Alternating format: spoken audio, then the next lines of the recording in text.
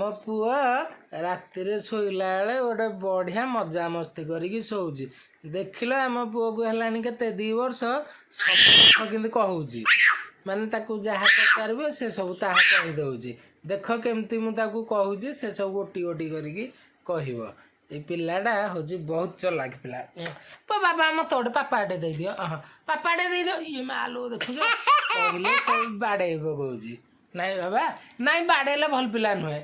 ମାନେ ତାର ଖାଲି ଚକୋଲେଟ୍ ତାକୁ ଯଦି ଆଣିକି ଦଉଥିବ ବୋଲେ ସିଏ ଭଲ, ଚକୋଲେଟ୍ ଯଦି ନ ଦେଲା ବୋଲେ ସଇଲା ତା କଥା। ନାଇଁ ପୁଅ, ମୁଁ ଗୋଟେ ଗୋଟେ କହିବି, ତୁ ଗୋଟେ ଗୋଟେ ସବୁ କହିବୁ, ଆଉ ସବୁ ଯଦି କହିଦେବୁ ତାହେଲେ ଦେବି ମୁଁ ଚକୋଲେଟ୍। ହେଲା, ଏମିତି ଓକେ କରିଦିଅ।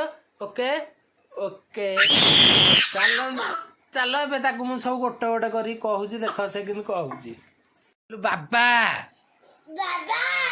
ମାମା, ଆଈ, ଅଜା, ମାମୁଁ, ଦିଦି, ଆଉ ଖୁଡ଼ି, ଆଉ ମାଇଁ, ପୁଅ, ହାତୀ, ବାଘ। ବସ ବସ ବସିକି କହ। ହଁ, ମୁତୁଛୁ ଆଉ ମୁଁ ଦେ କହ ବାଘ,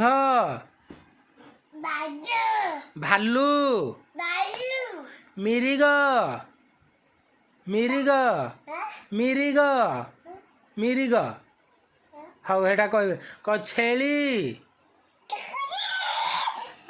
ଆଉ କହିଲୁ ସାପ। ନାଇଁ କହ ସାପ। ନାଇଁ ନାଇଁ ବସିକି କହ। ବାବା